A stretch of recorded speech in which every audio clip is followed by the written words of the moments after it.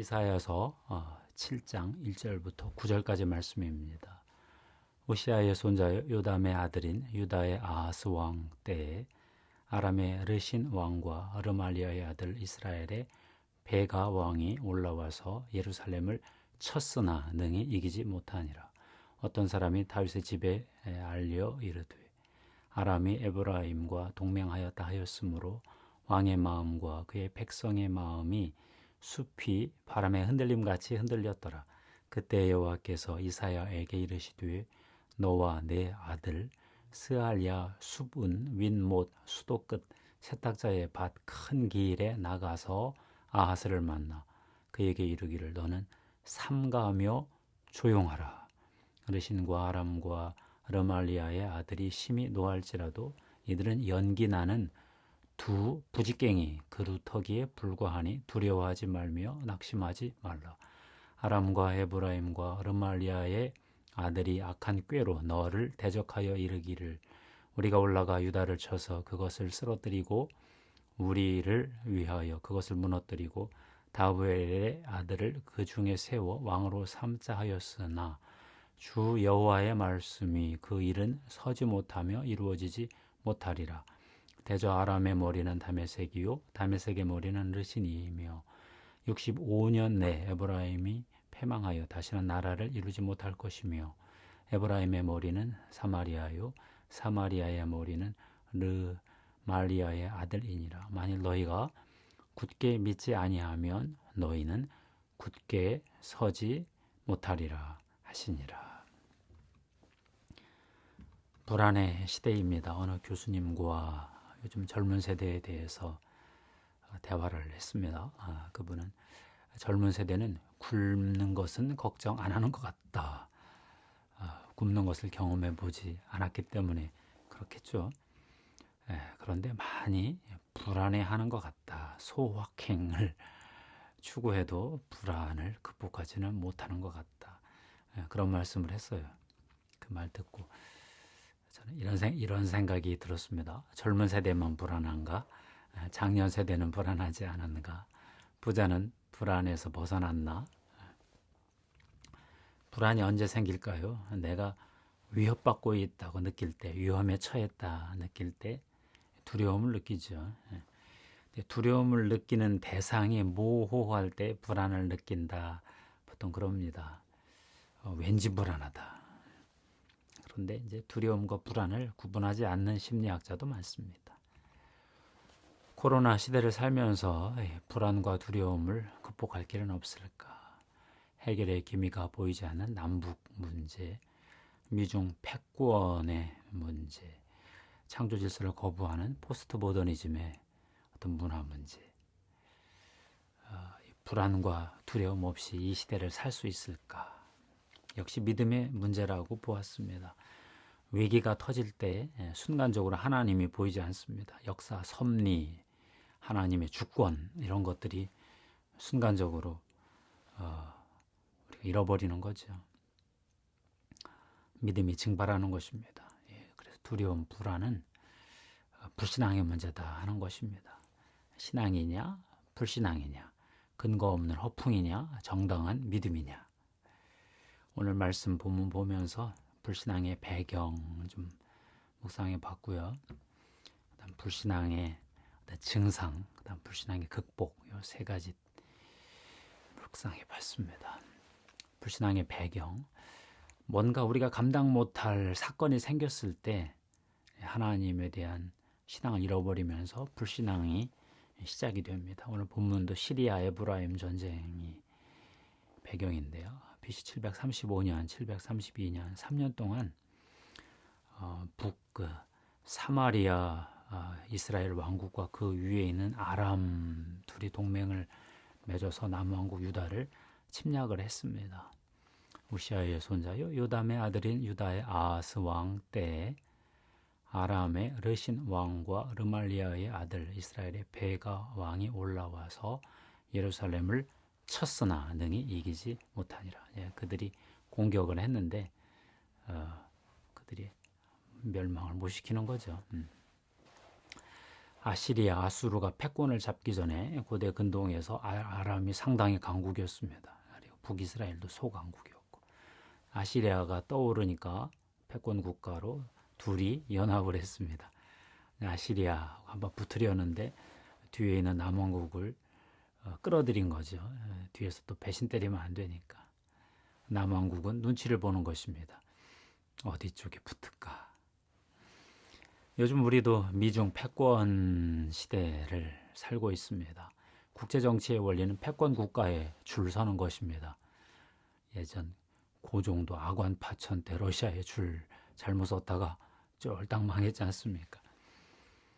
권력은 일단 하나님이 이제 주시는 건데 패권이 넘어갈 때 그 변화, 추위, 그 격변의 시절, 과도기 시절이 위험한 거죠. 패권국에 무모하게 대들다가는 죽는 건데 문제는 패권국이 바뀔 때가 문제겠죠. 두 번째 불신앙의 증상. 불신앙의 증상은 마음이 흔들리는 것입니다. 두려움에 마음이 녹아버리는 것입니다. 아하스 왕과 유다 백성들의 마음이 크게 흔들렸는데 오늘 말씀 보면 어떤 사람이 다윗의 집에 알려 이르되 아람이 에브라임과 동맹하였다 하였으므로 왕의 마음과 그의 백성의 마음이 숲이 바람에 흔들림같이 흔들렸더라. 우리나라 표현으로 사시나무 떨듯이 떨렸다. 사시나무가 탁 이렇게 떨죠. 마음을 1초도 잡을 수가 없다. 여긴가 저긴가 여긴가 저긴가. 사람은요 마음만 흔들리지 아니하면 엄청난 일도 해냅니다. 인천 상륙작전 얘기 들어봐도 성공 확률이 5000분의 1이었다고 하잖아요. 불가능한 일이었는데 그런 것도 해내요. 근데 마음이 무너지면 아주 쉬운 일 앞에서도 절망하고 때로는 이상한 선택도 합니다. 오늘 20세의 젊은 왕 아하스에게 아람 에브라임 동맹의 공격은 정말 감당하기 어려운 그런 도전이어서 이 마음이 그냥 완전히 흔들려 떨리고 있습니다. 그럼 세 번째 불신앙의 극복의 문제. 어떻게 불신앙을 극복할 것이냐? 첫 번째, 나에겐 해법이 없어도 하나님에겐 해법이 있다. 이것을 인정하는 것입니다. 오늘 말씀 봐도 하나님이 이사야에게 말씀을 주셔서 보내잖아요. 그때 여호와께서 이사야에게 이르시되 너와 네 아들 스알랴 숲은 윗모 수도 끝 세탁자의 밭 큰 길에 나가서 아하스를 만나라. 아하스는 지금 정신 못 차리고 있는데 이미 하나님은 해법이 있어요. 두 번째는 그 하나님으로부터 해법, 약속의 말씀을 들어야 되겠어요. 하나님께 여쭈어서 해법을 받아야 되겠어요. 다윗이 이걸 너무 잘했죠. 하나님 저거 칠까요? 말까요? 주님이 이미 이사야에게 말씀을 주셨죠. 너는 삼가며 조용하라. 아하스 왕에게 제일 필요한 것은 삼가는 것입니다. 조용히 하는 것입니다. 여기저기 그들 다 부지깽이들이야. 별거 없어. 다 사라져 지나가. 그들의 반아시리아 동맹 성공 못해. 주 여호와의 말씀에 그 일은 서지 못하며 이루어지지 못하리라. 우리가 볼 때 중국의 전략이 성공할 것 같잖아요. 너무 두렵잖아요. 근데 하나님이 안 돼 그러면 끝입니다. 미국도 막 자기 마음대로 뭐 하는 것 같아도 하나님의 허락 없이는 못하는 것입니다. 세 번째, 하나님 해법이 있다. 하나님의 해법을 물어보고 세 번째 그 약속의 말씀을 믿고 신뢰하면서 흔들리지 않는 것입니다. 9절 말씀 만일 너희가 굳게 믿지 아니하면 너희는 굳게 서지 못하리라. 마음이 흔들릴 때마다 내가 하나님을 믿지 못하고 있구나. 이 일의 주권자, 해결자 하나님을 내가 인정해드리지 못하고 있구나. 그분에게 의뢰하지 못하고 있구나. 고백을 하면서 돌이켜야죠. 이사야서 그 뒷부분을 쭉 보면 아하스 왕은 불행하게도 하나님의 약속의 말씀, 하나님의 해법을 믿지 못했습니다. 하나님께 징조를 구하지도 않았고 결국 아수르에게 붙었죠. 믿음의 실패였습니다. 큰 대가를 치렀습니다. 그런데 놀랍게도 아하스의 아들 히스기야 왕은 똑같은 시험을 믿음으로 통과했습니다. 히스기야 때는 이미 아시리아가 패권 국가가 됐죠. 산헤립이 랍사게 장군을 보내서 예루살렘을 포위했습니다. 그때 히스기야 왕은 이사야 선지자의 말씀을 붙잡고 기도를 했습니다. 그랬더니 어느 날 밤 여호와의 사자가 등장하셔서 18만 5천 명을 쳤어요. 다음날 아침 가봤더니 시체와 송장만 가득했다. 열왕기 하 19장 35절, 이사야 37장 36절. 그 사건 이후에 산헤립은 암살당했죠. 그리고 아시리아는 급속히 쇠락하고 바벨론이 고대근동의 패권 국가로 등장을 했습니다. 6.25 전쟁 70주년이 되어서 나라에 이런저런 국가 기도 모임이 많이 열렸습니다. 위기의식이 팽배하죠. 우리나라 큰일 났다 하는 메시지. 하나님이 새 일을 행하실 것 같다. 믿음으로 감당하자. 두 가지 메시지가 동시에 선포되었습니다. 그동안 잘못한 게 많으니 회개하자. 이런 메시지도 많고요. 문제는 회개가 가장 어려운 거거든요. 회개는 딱 죽기 직전 아무 희망이 없을 때 하나님 살려주세요. 한 번만 살려주시면 하면서 보통 나오는 게 회개인데 어려운 얘기죠. 또 심판을 선포하는 메시지도 참 많이 들리더라고요. 심판 받을 수밖에 없겠죠. 잘못한 게 많으니까 또 회개가 쉽지 않으니까. 그래도 전 믿는 구석이 있었습니다. 지금은 구약 시대는 아니다. 구약 시대였으면 벌써 저희도 이미 심판 받았죠. 근데 지금 주님이 하나님의 아들 예수 그리스도가 십자가에서 인류의 죄를 대속한 그 이후 시대거든요. 하나님이 인간 죄 짓는 걸 잘 알아요. 하나님 말씀 다 못 지키는 거 잘 알아요. 그래서 하나님이 구약처럼 그렇게 심판하시진 않습니다. 예수 그리스도가 지옥에서 3일간 고통, 우주적 고통을 견디시면서 이미 새 창조를 시작해 놓으셨거든요. 주님이 십자가 부활 승천하시는 동안에 영의 세계에서 격변이 일어났고요. 이 땅의 물질적인 세계, 역사 세계, 인류 세계에도 엄청난 일이 이미 드러났습니다. 하나님의 새 창조, 재창조가 시작이 된 겁니다. 그분의 고난이 뭔가를 바꿔 놨습니다. 지금도 하나님은 누군가를 통해서 이 하나님 나라 역사를 일으켜 확장해 가고 계십니다. 종말의 때가 얼마나 남았을까 저도 같이 질문해 봅니다. 워낙 종말 메시지가 많아서 저도 주님 일찍 오시면 좋겠다 하는 생각이 듭니다. 볼 꼴, 못 볼 꼴 너무 많이 전개되니까 내가 살다 이런 것까지 경험해야 되나 그러잖아요.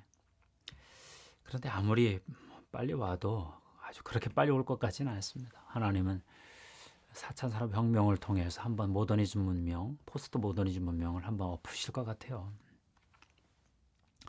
서구 유럽을 중심으로 전개됐던 하나님 나라 역사를 하나님이 한번 엎으시지 않겠나 저는 그런 감이 자꾸 생겨요. 아프리카 교회, 남미 교회에 하나님이 성령의 기름 부음을 부흥의 물결을 주시면서 뭔가 새로운 일을 행하시는 것 같아요. 서구의 그 극단적인 개인주의, 해체주의, 물질주의, 쾌락주의, 저거 하나님이 한번 없지 않겠나. 우리나라도 그 서구의 극단적 개인주의, 해체주의, 쾌락주의 물결이 상륙을 했습니다. 인권의 이름으로 별의별 짓을 다 하는 거죠. 문화도 점령했고, 교육계도 점령했고, 정치까지 잡았으니 당분간 교회가 상당히 수세에 몰릴 것 같습니다. 한 번도 상황이 위기인 것도 저도 다 인정합니다. 근데 기도를 하면 할수록 우리가 해결할 수 없는 문제다. 그런 탄식이 나와요. 그러니까 할 수 있는 건 기도밖에 없고 하나님 주님이 해결하세요. 저희가 해결 못합니다. 그렇다고 우리가 가만히 있을 수는 없죠. 정적주의 할 수는 없으니까. 하나님 맡기신 일을 정말 믿음으로 사랑으로 감당할 수밖에 없습니다. 소망을 가지고 하나님 주님이 뭔가 새로운 일을 행하고 계신 거 믿습니다. 의지합니다. 인정합니다. 다른 사람들 우리를 볼 때 이렇게 어려운 때 왜 그렇게 혼자 뭐 이렇게 그렇게 잘났다고 평안하냐.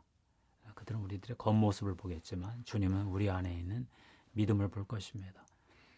내가 이 문제 해결할 것을 저가 믿고 있구나. 하나님이 한반도를 보시며 북한의 지하교회 성도들 보고 남한에 흔들리지 않는 삼가며 조용한 믿음의 용사들을 보면서 하나님이 기뻐하실 것을 저는 기대하고 있습니다. 아, 좋다. 나를 믿는 백성이 이렇게 많다. 내가 한번 한반도에서 나의 영광을 한번 드러내리라. 그런 날이 오기를 저는 바라고 있습니다. 심판받을 자들은 받을 것이고 새 일을 행할 자들은 믿음으로 감당할 것입니다. 하나님, 주님이 이중적으로 역사하는 이 일에 우리도 하나님의 어떤 은혜를 입고 선택을 받고 믿음으로 조용하게 이 고비를 통과해 가기를 바랍니다. 하나님 감사합니다. 예수 그리스도의 보혈로 우리 성도들을 덮습니다. 성령님 기름 부어 주시옵소서. 이 고통하는 때 하나님 함께하여 주시옵소서. 나사렛 예수 그리스도 이름으로 명하노니 우리 성도들 괴롭히는 더러운 어둠의 세력들 예수 이름으로 물러갈지어다. 끊어질지어다. 하나님 감사합니다. 예수님의 이름으로 기도합니다.